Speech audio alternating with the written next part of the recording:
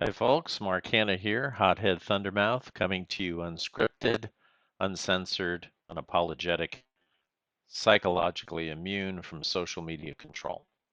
I'm here to bring back an old friend to my videos, my Axis Empires edition, the new edition, the updated edition that has come out, and we've got a group going here. We're about halfway through this war.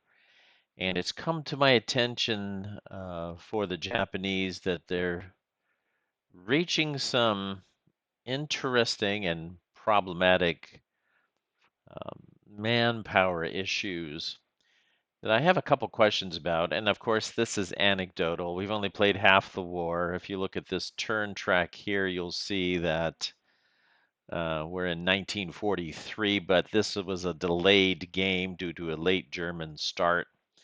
On purpose. And so obviously we're in basically a year behind. So halfway through the game, I've just completed the turn after my Operation Northwind Cloudy. And you can see I've had some success, but there's a lot of stuff going on over here in Russia. So just to itemize some of the fronts here that I've got going on. This is the Russian front. One of the main fronts right here. Okay, then we come down and scroll over a bit this way. And you can see I've got this first Chinese front, the Chinese Communist Front, then the Nationalist Front. That's two more fronts that I have to deal with. And scrolling on down, we have another important front. I can call this one big front, I suppose. But particularly right now, I'm concerned about the Philippine front.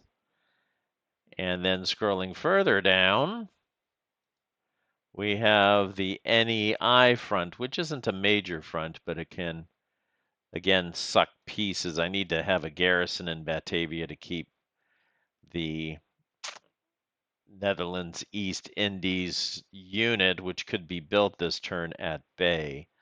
I did not at this time. Well,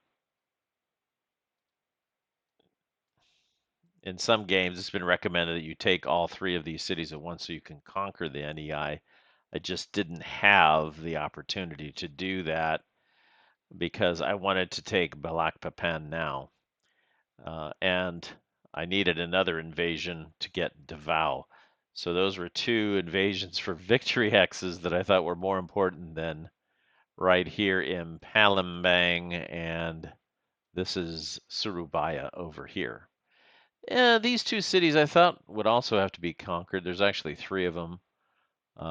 Actually, that's New Guinea. That's Dutch New Guinea. But these are all dependents, so actually you don't have to seize those. They can't build on those. So it's not as bad as I thought. So those are the fronts. And as we scroll up, let me get back into this control mode here. So as we scroll up, you can say I also had to create a perimeter, and these need steps. Really, I need a step. It's nice to control add to, but it's not the same as having a step there. Same for Wake Island. I've taken Wake Island. There it is. Oh, I used a different control panel thing. I wanted to use this. I've taken that. I've actually garrisoned this, but I also need a step right here as well. I've removed the U.S. detachment because I'm so short on manpower. I had to move the troops I took to Guam. I moved them off the base and moved them into the Philippines.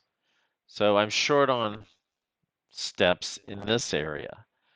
And I think anybody familiar with the game, if we looked back at the Chinese situation, especially in nationalist China, you can see he's pushing the envelope coming up this way.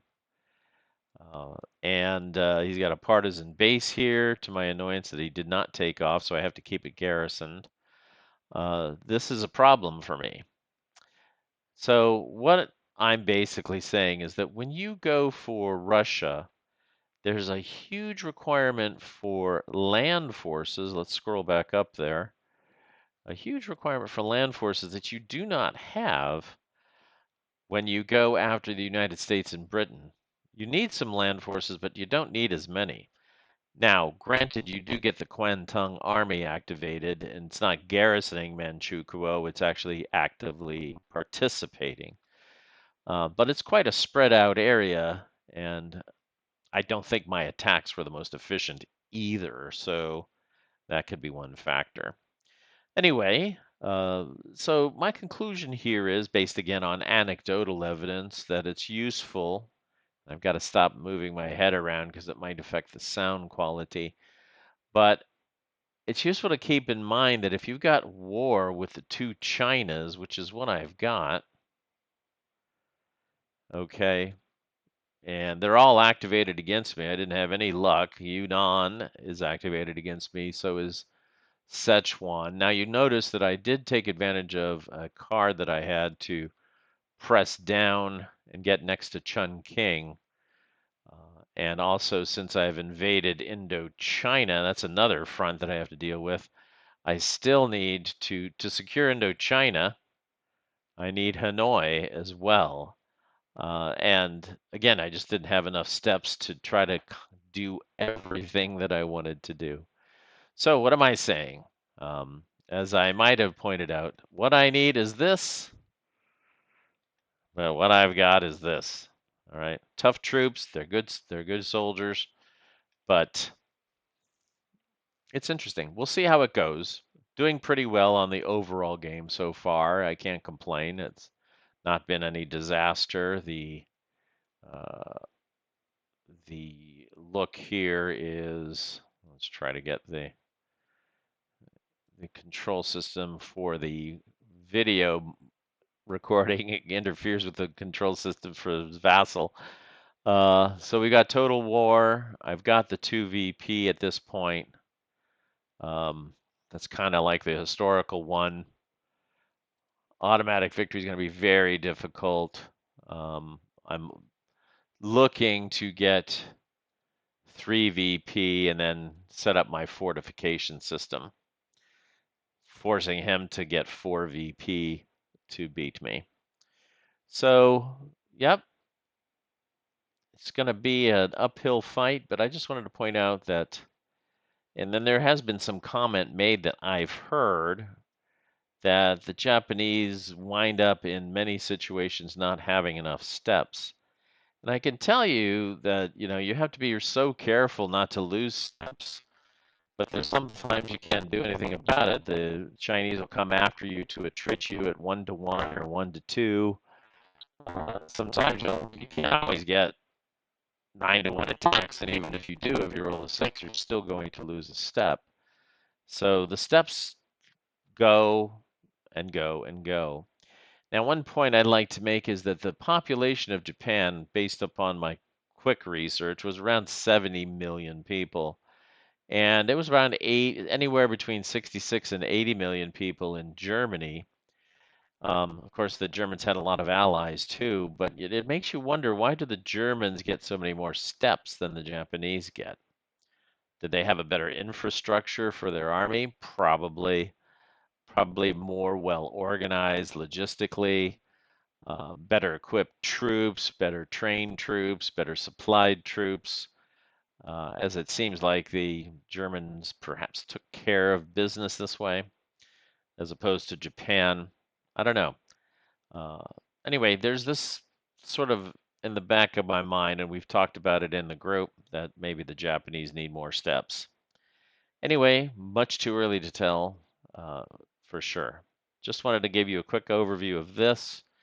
I'm also thinking of reactivating my play-by-play that I had before. I've had a couple requests that I do that. I might reactivate it and do some yearly summaries or at a key time every year just to show the progress of the war rather than try to go step by step every single turn, more like a summary turn. So that's the next plan for Axis Empires Ultimate Edition. Thank you all for listening. Please like and subscribe.